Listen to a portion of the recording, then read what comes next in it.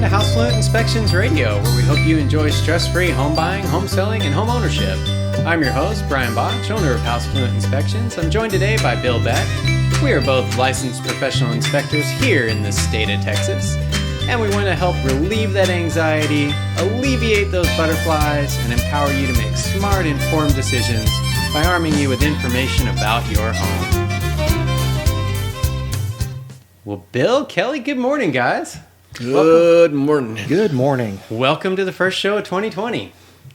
It is. You're correct. Yeah, the second show of 2020. The first, That's right. First show. first show of 2020. So, did you guys have a good holiday? Everybody have a good New Year? Everybody ready, set for the new year, ready to go get it done? Yeah. Yeah. Exactly. Just like you. Not sure what that meant, but yeah. Well, Kelly, you went to Scotland. You should have came back recharged. That's and, right. You know, You need to tell us about your trip to Scotland. Owning to a the castle. homeland to visit your castle. I did. I went to the homeland. I visited the castle.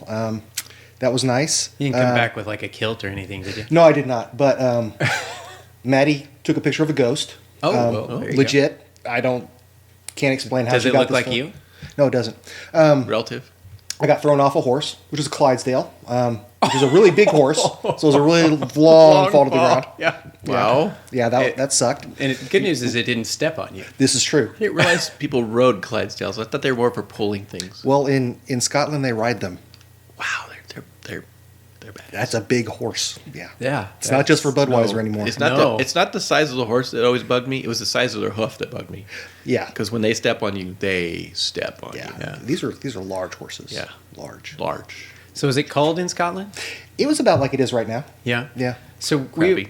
we are in typical Texas winter mode. We've had 80-degree day followed up by a 30-degree day.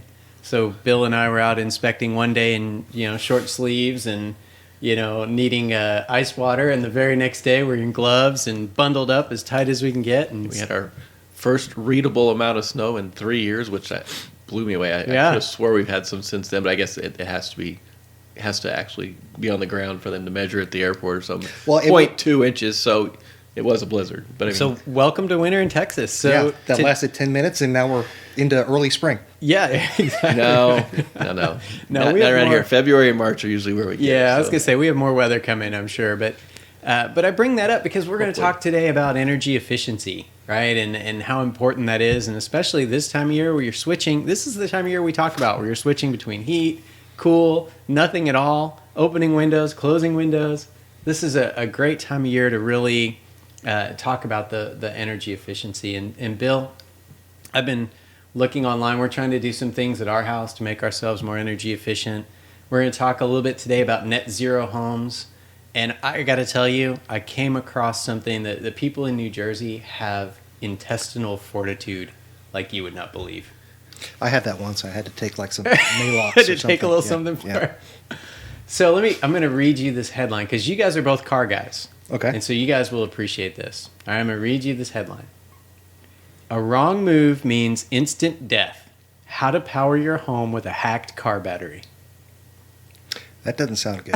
You're talking about Teslas? I'm talking about Teslas. Oh, okay. I Yeah. was gonna say a car battery is not gonna do anything, but So a man in New Jersey wanted to have a net zero home. Okay. net zero would mean you're completely off the grid. What does that mean? Completely off the grid. Okay. It generates as much power as it needs, essentially. And these are going up, by the way. This is a trend. Yeah. Builders are moving to net zero. And so this is going to be coming fast and furious. We're already looking at solar panels now.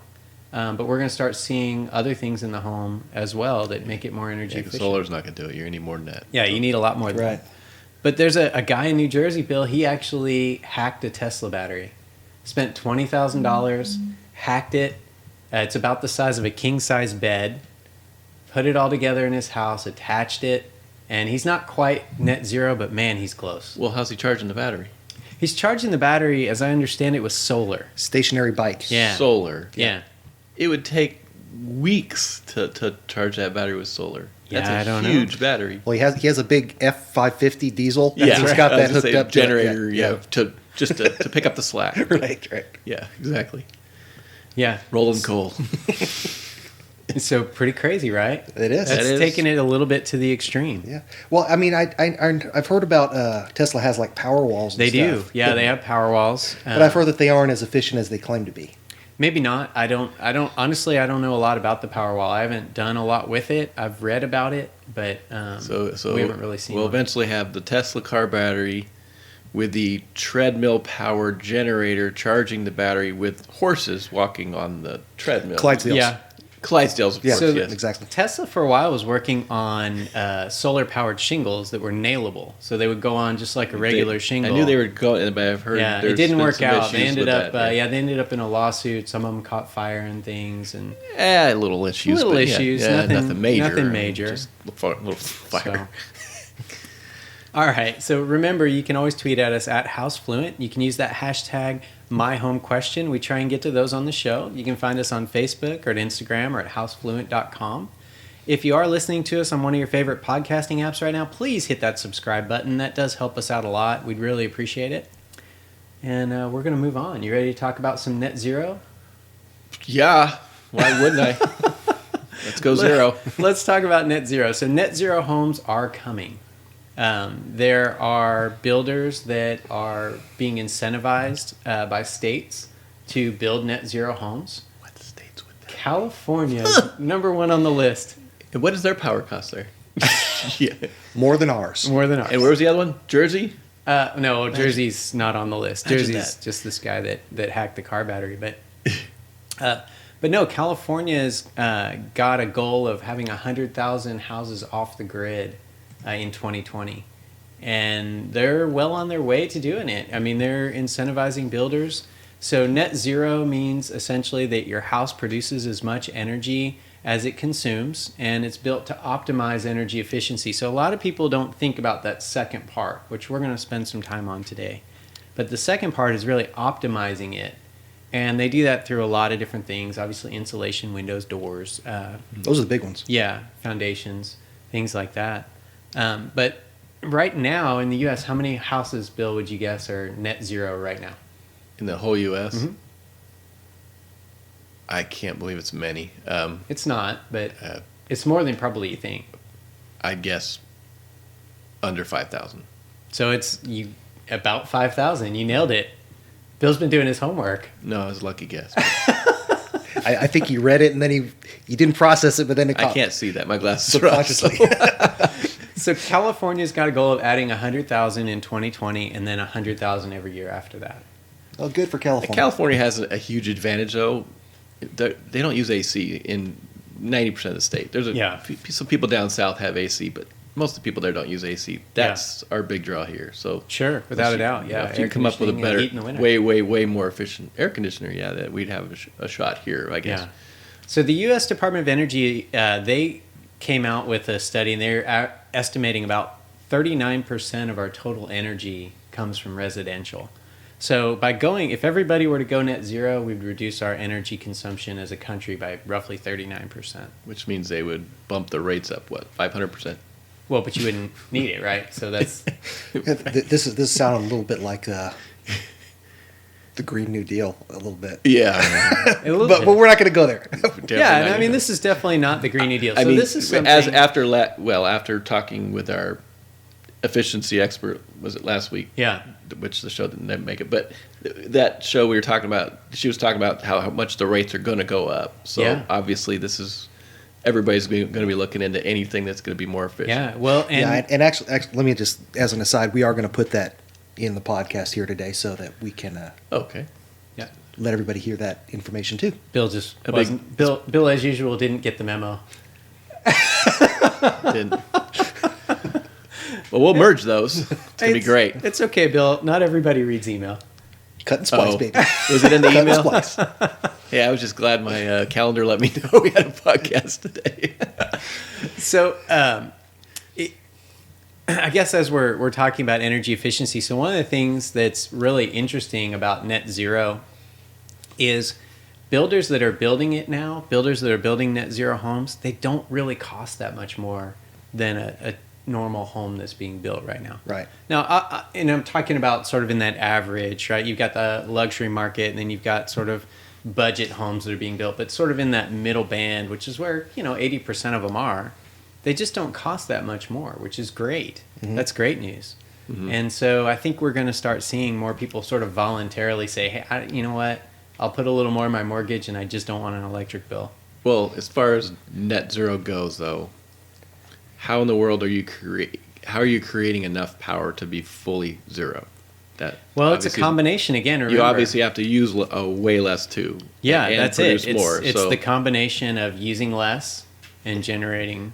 Our houses are so electronic now, though. That's got to be a huge challenge. I mean, yeah, it is, especially when we keep talking more smart stuff. And sure, a lot of the smart stuff is more efficient. Obviously, it is. It's LEDs. It's DC, and LEDs are a big part of it, right? And so we're going to talk about that now. So they actually, when they're building homes now, they do something called energy modeling.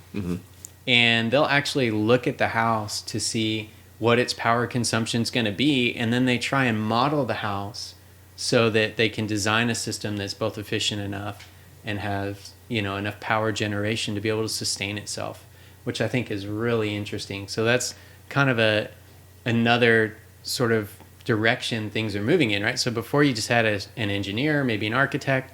Now you've got that plus an energy modeler that's actually looking at the house from a different perspective. Our wives are going to have cordless hairdryers. Yeah, who knows? Maybe so. So, and it does cost a little more to get the energy modeling done, but really they're saying the payback is only a couple of months. And so you think about that cost, right? And it's kind of like our inspections. You may fork out $1,000 for an inspection, but if you negotiate a few things on there for repairs, you pretty much have paid for the cost of the inspection. It's kind of the same. The challenge will be you can go, obviously, building new construction will be definitely go in this direction without doubt. Oh, and they are. It's what do you do to retrofit all the existing stuff. Yeah, and that's the expensive. That's going to be tough. That's going to be more expensive. As far as our houses go, what is the largest draw we have of power? Here it's probably AC. Yeah, here it's definitely AC. Yeah. That's the first one we think of. I'm sure Yeah. there's more than that. I mean, our dryers that run nonstop. I mean, laundry is probably the other True. one. Yeah. I would assume our dryer's almost never not running. I mean, Well, and that's water heater, right? water heater. Yeah, if you have an electric water heater. Yeah, water heater.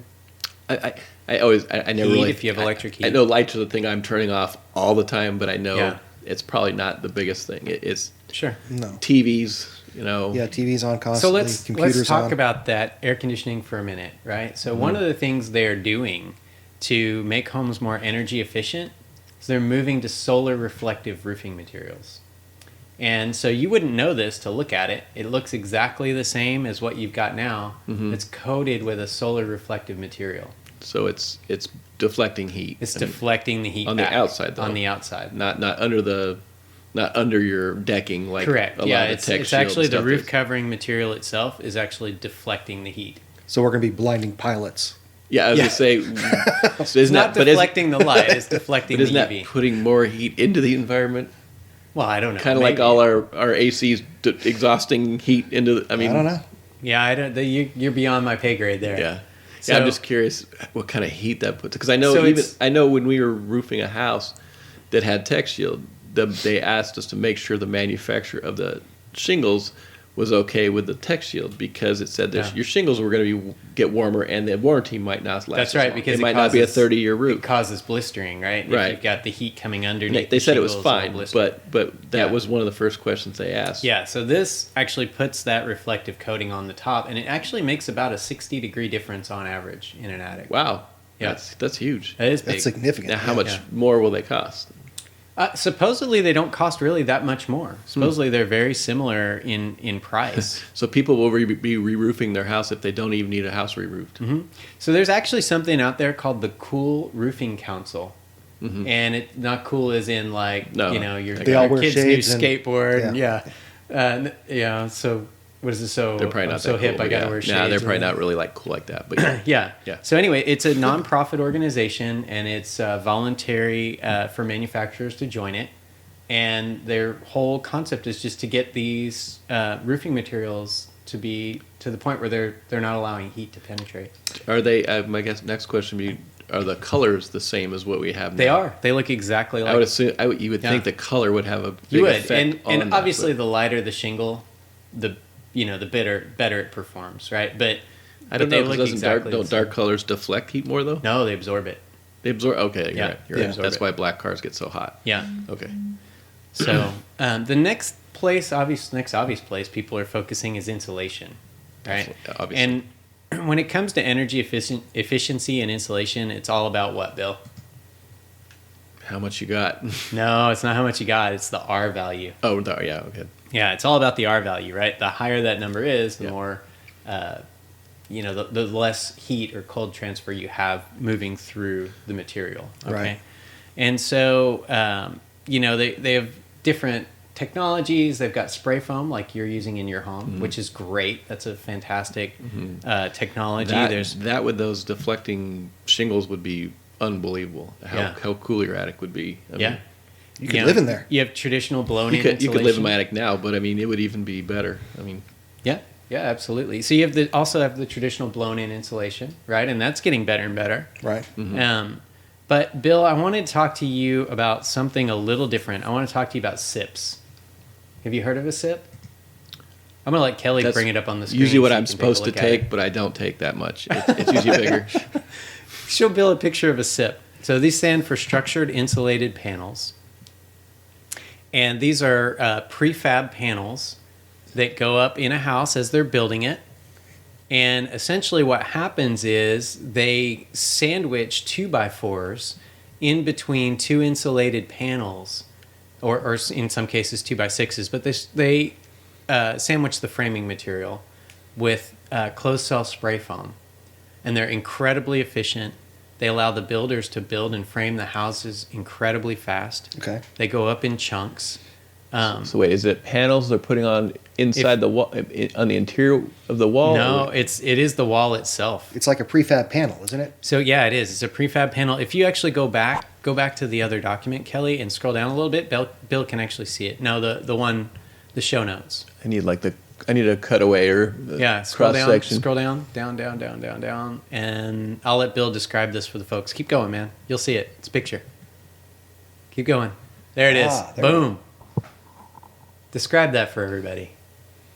Oh, so the whole wall's filled with spray foam? It's a wall. Look at that guy. He's carrying a wall. Oh, Yeah. so it's like a prefabbed, almost like a modular wall. Yeah, you've got the studs in there. I mean, it's similar to what I have on my house now, though, because my walls are my exterior walls are all spray foamed, and then guess that's foam or back. they shave them down before they drywall. But Yeah, it's similar, but these are better.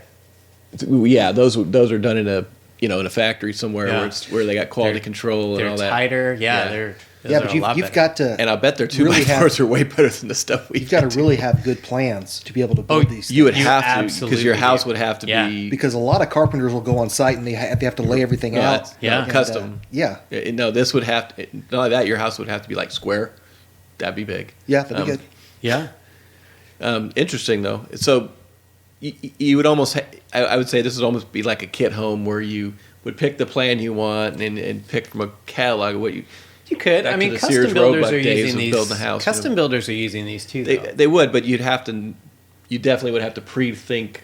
You would. There'd be a yeah. lot of thought. Actually, it'd probably take some of the thought out of a house. Well, we got this wall that we could use here. Yeah. It'd be almost like the design center picking out how you want your.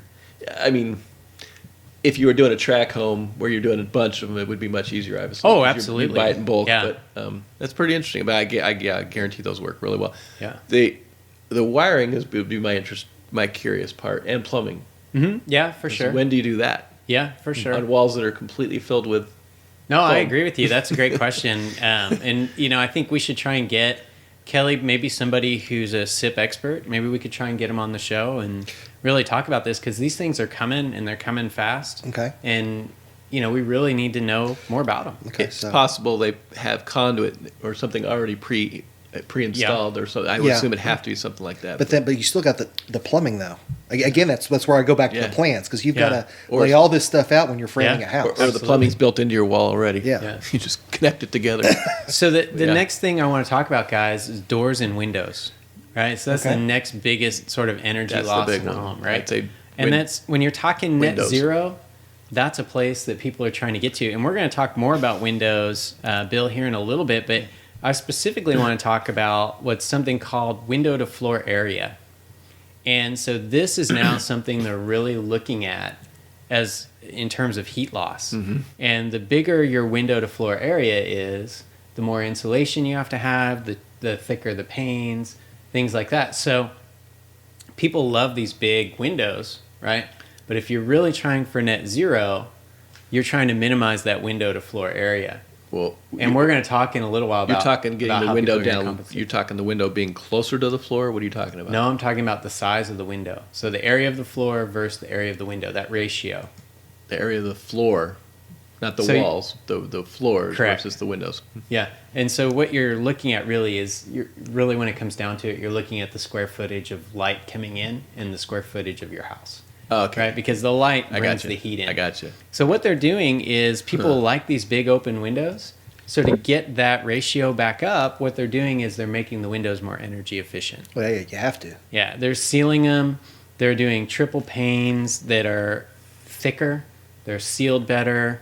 They're using different gases and things on the inside. Right. And they've actually been able to reduce the UV and the heat coming through some of these newer windows as much as 18 to 22%. People are not going to give up their windows. You have a lake Yeah. house that you want to be efficient.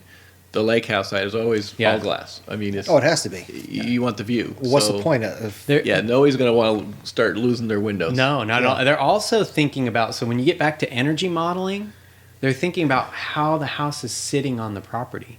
Yeah. And they're starting to turn houses in very subtle ways. So they're no longer necessarily square to the street. I can tell you They where this is sit all. maybe on a little bit of an angle, and they try and get 50 to 60% of the windows now on the southern wall. So Yeah. they're trying to get the living space to that southern wall where they can put 50, 60% of the windows there, and you still got your view, but now you don't have the light and heat and things. You want, well, I mean, Yeah, and you you want me also to tell you where this orienting- is going to go? I can tell you where this is going to go just by this conversation. You're already getting aircraft now that are going to be built without windows, and you'll have screens instead with cameras mounted outside. So people So are you'll still see the outside exactly the way you would look through a window, but there's no window. people are talking They'll be doing the about exact that. same thing. People are talking about that. There's challenges to that too with egress and, Right. and other Oh, things. yeah, that little problem. Yeah. So you'd have to have a wall that would something that breaks away. It's Right. the same way you have decompression on an aircraft. Yeah. You would have a wall that's tacked in place somehow that you would knock down or something along those lines where you could get out. Yeah. Emergency escape. So all of this is being combined with solar panels to create these net zero homes. So Bill, you sold? You ready for net zero? Who doesn't want to save money on energy? I mean, that's a huge expense for all of us, utility wise, especially.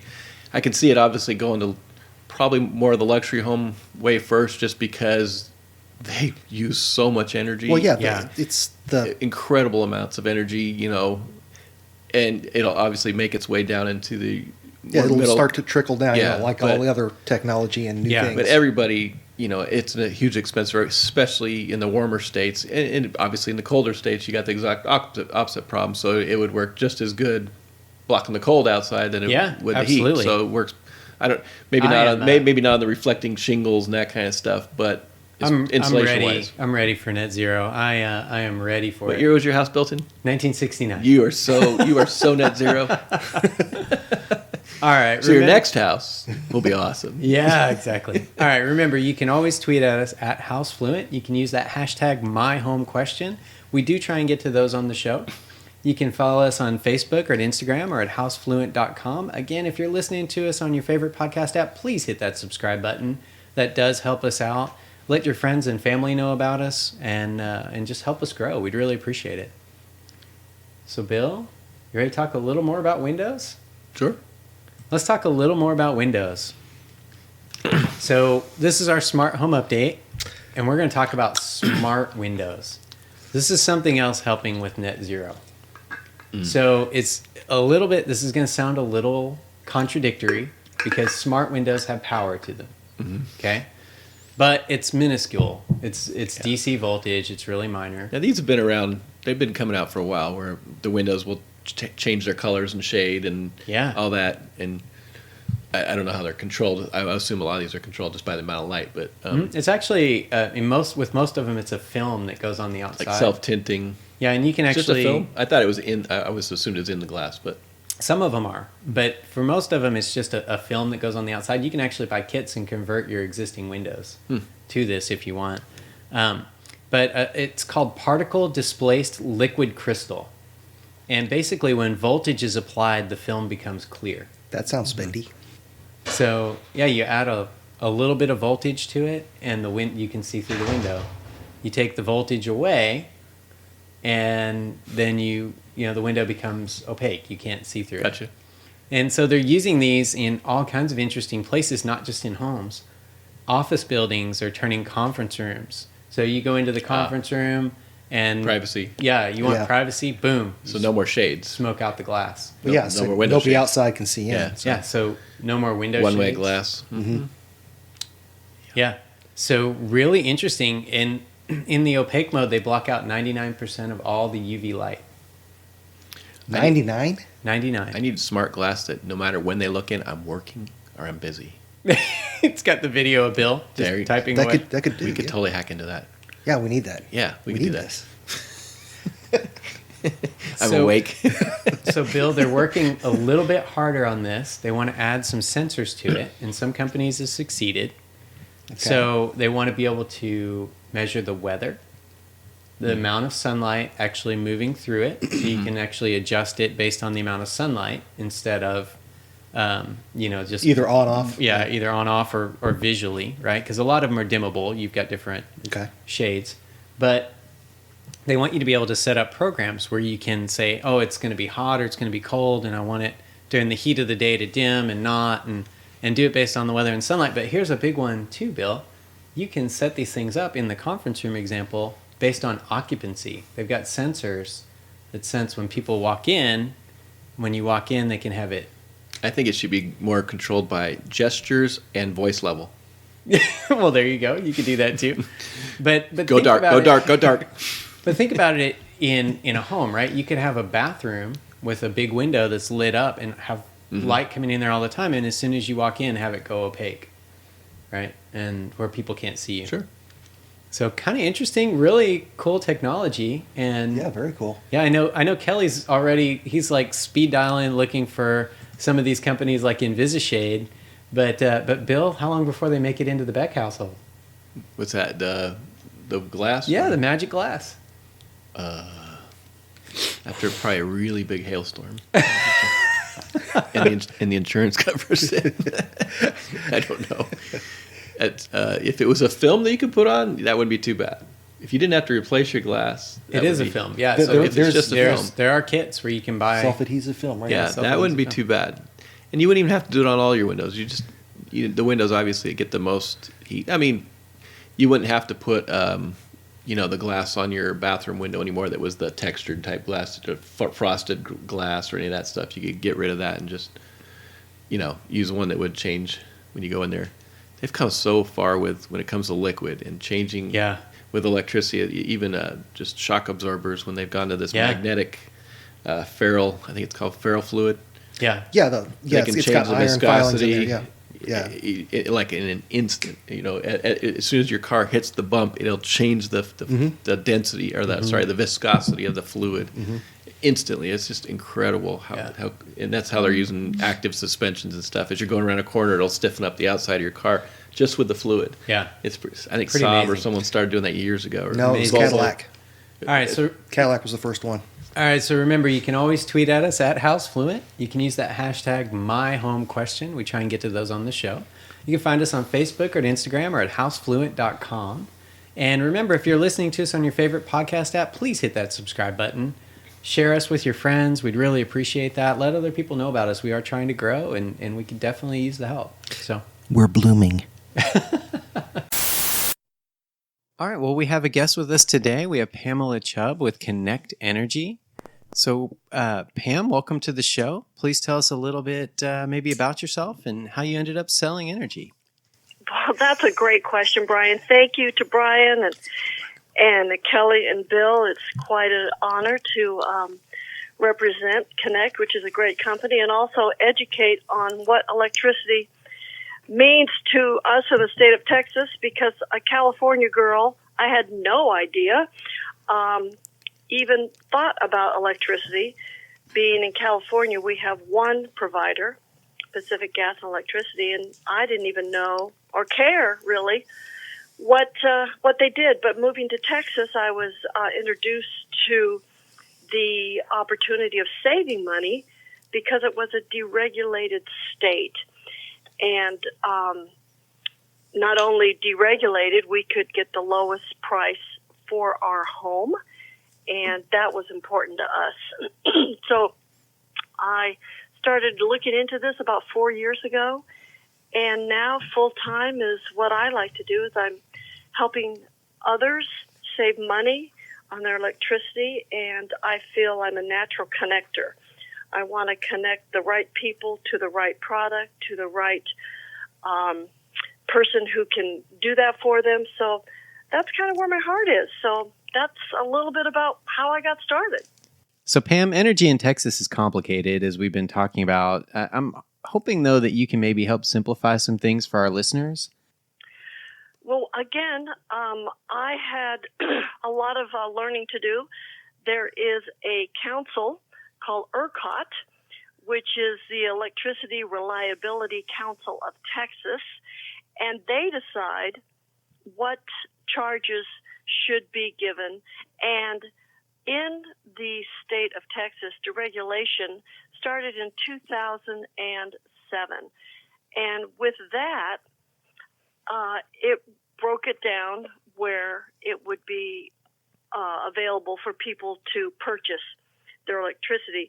And it's purchased just like on the stock market when the futures are up and when they're down. And in this area, there's 45 individual electricity companies who are selling electricity from the provider. And the provider in our area is Encore. So no matter who you purchase your electricity from, the provider is still the same company, being Encore. So they provide the line, and people buy their electricity, and they charge according to what ERCOT has set up. I know it sounds a little confusing, but basically we all buy the same provider's Encore. So go ahead. So energy companies like yours, then they purchase energy from Encore at a certain rate, like sort of like you mentioned, like futures trading or whatever. They buy it from Encore, and then they resell it to the consumer, to us. Is that essentially it? Correct. And it's up to the individual providers, be it someone like Stream, Green Mountain, TXU. They're the ones who then break it down to tell the consumers what their rates are going to be. Okay, that makes sense. So then what's the difference between an energy provider, like a Connect or a Stream, and say something like a co-op? A co-op is a designated area that the city in which it is located. Let's use Weatherford. Weatherford is a city of Weatherford. The city has already purchased the electricity, and then they actually resell it through the city of Weatherford. So they decide what provider they are going to use. So with that, it enables the city to also have a little bit of money for whatever they need in their town. So there's areas in Keller, there's areas in different pockets. So if you're in a co-op area, you don't have a choice. Interesting. And are there advantages to that or disadvantages? I always like to have a choice in anything I do. Okay. So you don't have a choice in a co-op, and you can't get out of whatever they have decided for you.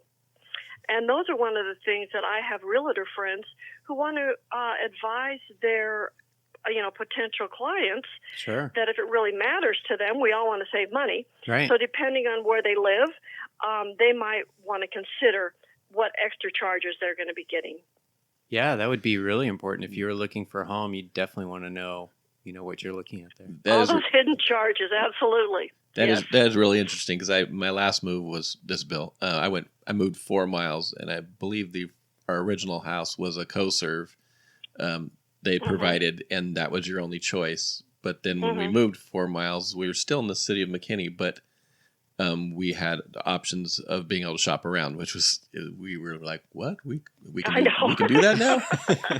But we didn't know that. We didn't even know that when we moved. Most people probably don't even realize it till they go to get power. Absolutely, and they just figured, let's turn it on. And that's where I like to educate my real estate friends, is because they can have, really an impact on their clients to help them save money on every little thing. Mm-hmm. Yeah. And especially things like their electricity. But, and once again, deregulation, it's become, complicated, and consumers don't really understand what they're looking at. So, like you asked, some of the hidden charges is service charges. Mm-hmm. Right. There is a company out there, then I don't want to speak anything negative, who charges you every single kilowatt at a different rate. Whoa. So we'll look at July and August, and those are typically our hottest months. And with that, you may be being charged 17, 18 cents per kilowatt. But if you had a fixed rate, which I suggest, by that, you're regulated every single month at the same rate. Mm-hmm. So some of those hidden charges are delivery fees, extra service fees. Now, we all have fees that we don't have a choice on. Of course, that's the tax and the charge that Encore delivers your electricity to your home or to your area. Now, is that the TDU charge that you see on your bill, Pam? Yes. Your TDU charge is regulated in the community that you live. That's a transmission distribution utility. So let's say I live in, let's say Arlington. I'm using that. Well, in Arlington, we might have a higher distribution because we have the ballpark, we have the AT&T Stadium. So they're going to be using quite a bit of electricity during those seasons of any activities within those ballparks. So because of that, they're going to be using a lot of electricity. So if I live in that area, my TDU charges would be a little bit higher than, let's say, what you were just saying. I don't know if it's Bill or Kelly, living in McKinney, where McKinney doesn't have that pull as does another area. Or if you're out in the country somewhere, you don't have a big demographic pulling a lot of electricity from the TDU, from your area. Interesting. So can that change then month to month? It sounds like it. That charge can.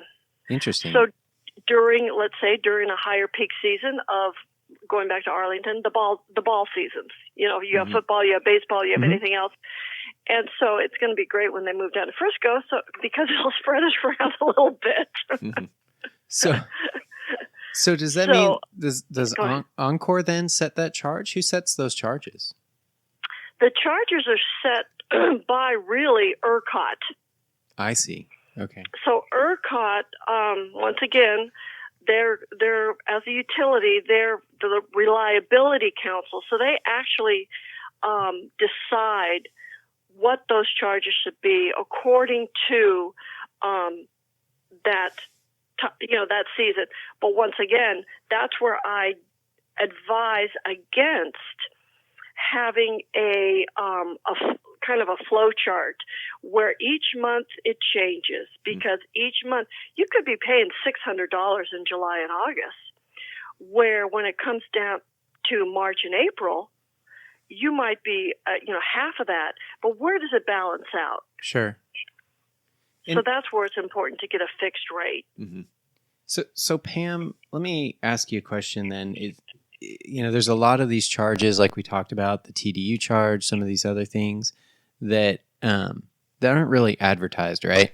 And so how can people sort of figure out when they're shopping providers what they're really looking at?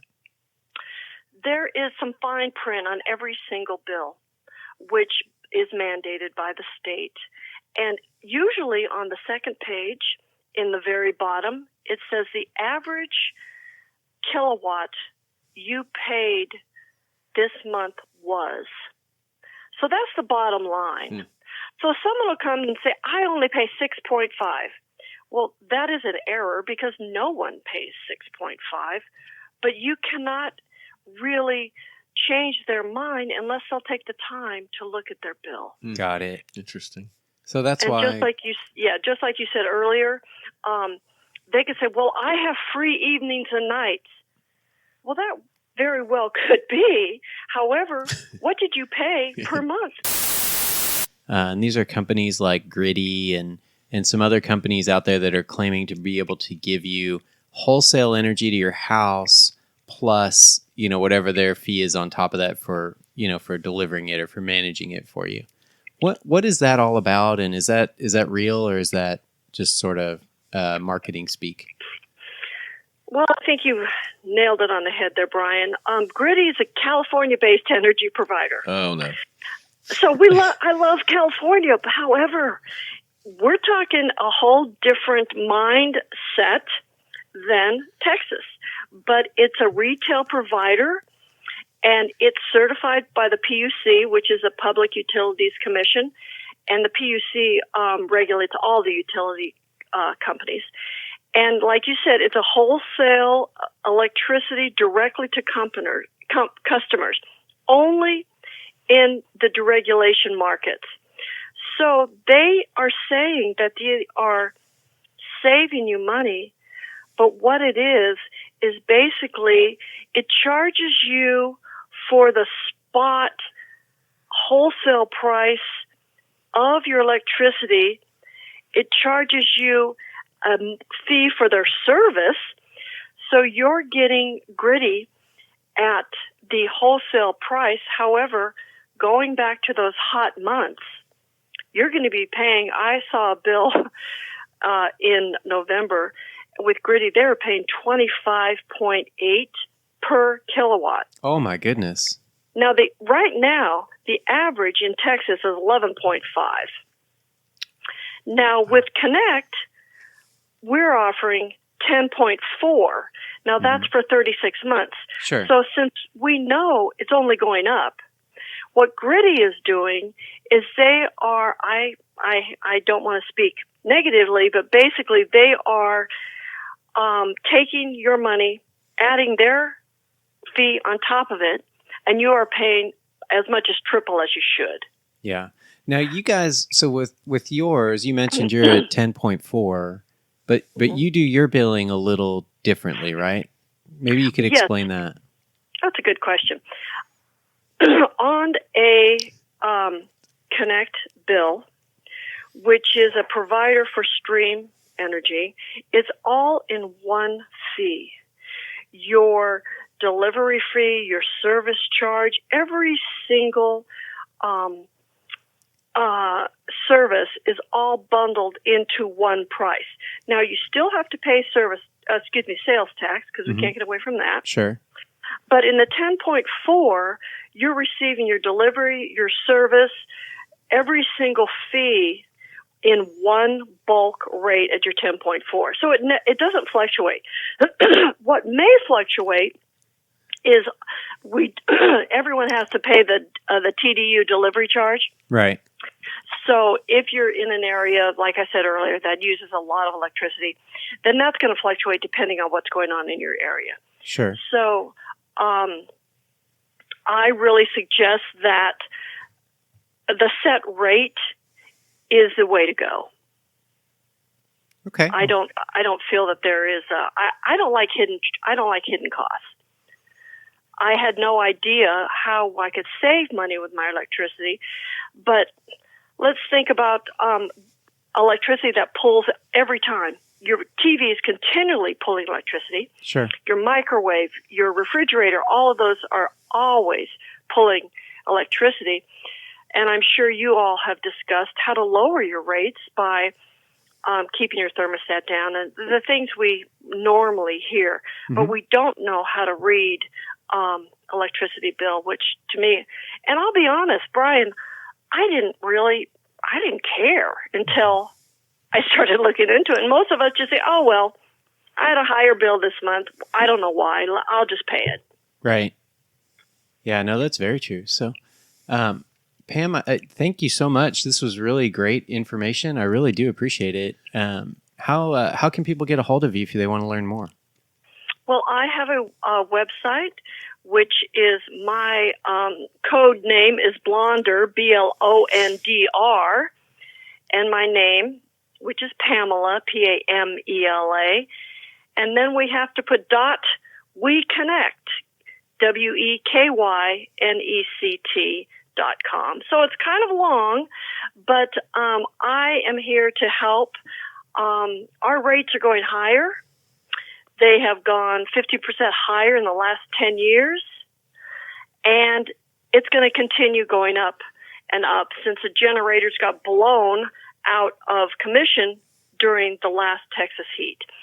So my mission is to help anyone I can, and Blonder is a company that is a California-based film company, of which I was in my former life.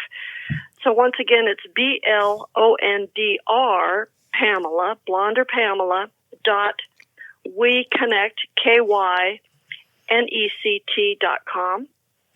And certainly, I'd love to help anyone I can, everyone I can. And I'll be praying for those of you in a co-op. Yeah, no kidding, right? All right. Well, thank you so much, Pam. And we'll tweet out the link to that website so that folks can take a look at it. Well, I appreciate your time, and thank you all, and have a wonderful week, and I appreciate your time with me. Okay. Thanks, Pam. Thanks, Pam. Bye-bye. Bye. Bill, you ready to get to some client questions? You know it. All right, let's do this.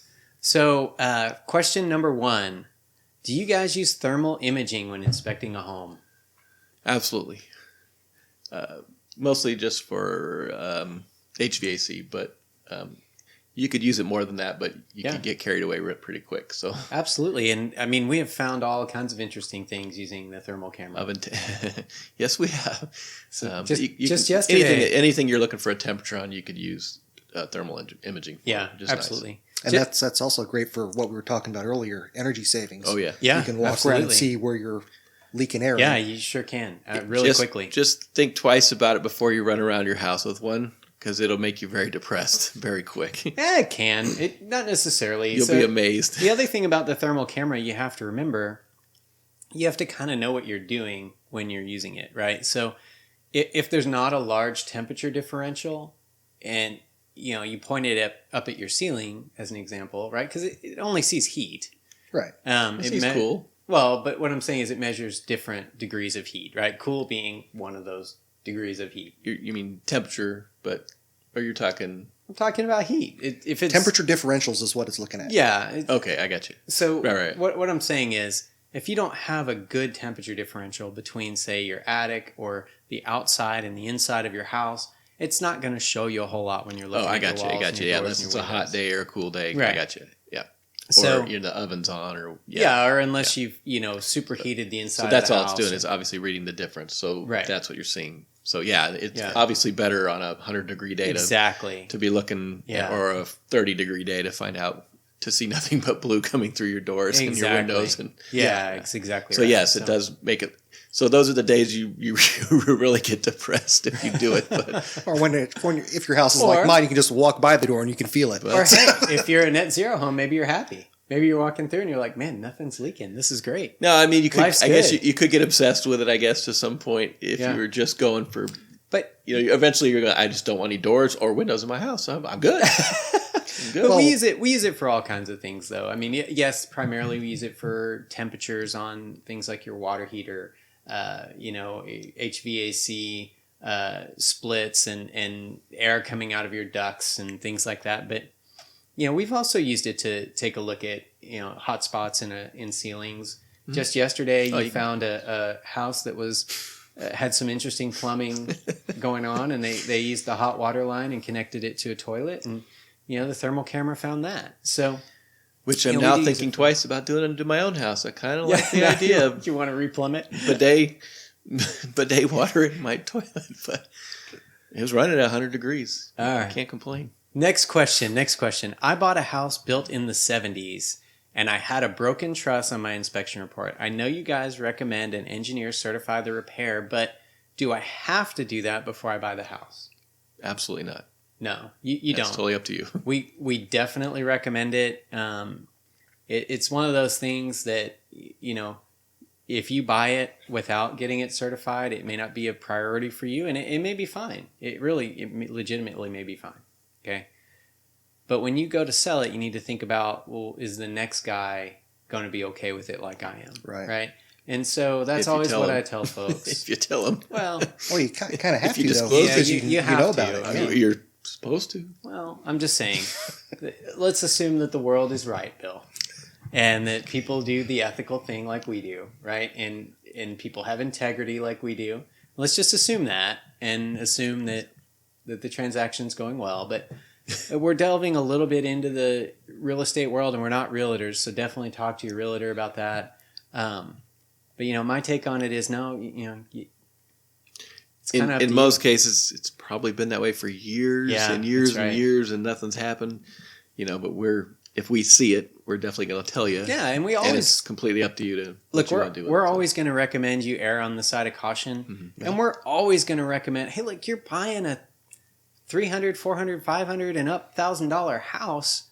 We're always going to err on the side of, hey, get the best professional you can to look at this and let you know if it's good or not. I mean, why wouldn't you want to do that, right? Exactly. Why wouldn't you? I get it. It's $300, $400, $500, but in my mind, that's money well spent, right? I mean, it's peace of mind. That's a drop in the bucket. Yeah. That's less than a mortgage payment, right? It's a utility bill in the summer. It's, to me. Well, not if you have that smart Why wouldn't you do it? Not or you're net zero, right? I would advise people to. I would assume that most cracked or broken trusses happen when they're re-roofing your house. Yeah, possibly. Because they're not as gentle, beefed up as a regular house. Because the way they're engineered. But sure. Well, and they're not designed to have a lot of weight in one. You might want to look. They're designed to distribute that load. Just saying, you might want to look at your attic after they roof your house. Just see if anything's been done. Yeah. Helps if you knew what it looked like before. Yeah. But that's usually where I think a lot of that's coming from. Yeah, if they throw in those stacks and stacks of shingles up there. Yeah. Jumping off of one level to another level. I mean, Yeah. All right, question number 3. My last house had drainage problems and the side yard was always soggy. I don't want to go down that road again. What are some things I should be looking for as I'm looking for a new home? Drainage. Well, drainage. Move to Arizona. Yeah. No, I mean, so that is definitely a problem, especially in our area. As the area gets built up more and more, we have some of these really small lot lines. In some cases, it's a 0 lot line where you're sharing a fence, or at the side of your house with a neighbor. And you just don't have a lot of room between houses, right? And the way they mostly do drainage around here is with something called a swale, where they'll actually create a divot, and you may or may not even notice it in your yard because some of them can be very subtle. But they'll create a slope in your yard, and it's supposed to slope down to the center of the divot. So if you can imagine it's like a valley. Like a valley, yeah. It's like a very, very, very shallow And then ditch. that valley is supposed to slope out and away from your house, right? And so your whole idea is you're always moving that water out and away. And a lot of times you just don't have enough fall to get it out to the street. Yep. Or if you do, it's getting blocked by equipment like an electrical transformer or side of my house. That. Yeah. But they've definitely gotten better at the way they slope yards. They have. The problem here is they raise your foundation, or they raise the ground where they're going to pour the foundation. Yeah, they almost have to. They have to, so the water will flow away from your house, but you have houses in every direction around you, so they're all doing the same thing. Yeah. And then so there's usually, where the houses are back to back, they usually have a high point in the yard where your fence is between your neighbors, so it'll start flowing down so it'll start flowing out towards the street. Right. And then they raise your house, and then so the valleys are between the houses on the sides. If those don't have enough slope towards the street, then you're sitting and you're really looking to make sure it's draining within 24 hours of rain. The other problem I see a lot is, depending on how well they install your sod, they just throw it down a lot of times. And if there was a slope, sometimes they take the slope out of it. It's gone. It's a mess. And so to answer the question, here's what I would recommend. And Bill, Kelly, by all means, jump in here. But to me, if drainage is really an issue for you, I guess number one, be the tallest house on the street. And I don't mean on top of the hill. Yeah, that's exactly it. Yeah. I don't mean like 3-4 stories. I mean be at the top of the hill. Be the guy at the top of the hill, right? And if that's not possible, then have more room in between the houses. Look for a lot where you've got more room. And by the way, where your house isn't the lowest thing on the lot or isn't level. Look for lots where your house isn't below the street. That's another big one. And then, if none of that is possible, let's say you found your dream home and it's got a 0 lot line. None of that's possible. Look for French drains. Exactly. Yeah. And if they don't have French drains, price out what it's going to cost you to put one in, and do that before you move in. Right? Look for solutions. Look for subsurface drains, French drains. If you found the home of your dream and you're just not sure, call a drainage company. Have them come out and give you an estimate, so you know what you're looking at. You know what you're getting into. Yeah. And those are all ways that I would sort of approach that problem. I would pay a little attention to your lot if you're building a house. Yeah. Where is it located in relation to the other homes? And if there's any slopes or hills. If you're at the bottom of the hill, it's coming down. It's coming down. That's right. It's always going to flow downhill. My grandmother in Seattle had a house at the bottom of a hill that was probably 200 or 300 feet tall to the main road up above. All the houses were up above her. Her house literally might as well have just been floating. On top of that, there was a storm drain in front of her house with water flowing almost like a creek. And every time it rained, it just overflowed and filled her house and her garage with water, and it was a nightmare. But, that was still an expensive house, but probably something they would have thought twice about after living in that house, about looking at where that house is in relation to everything the next time. Yeah, I could definitely see that. I think, you get so excited when you see a house. There's a lot of things you overlook and just don't see as far as looking at the whole picture, especially with drainage. Yeah. All right, what do you guys say we wrap this thing up? Sounds good. We can do that.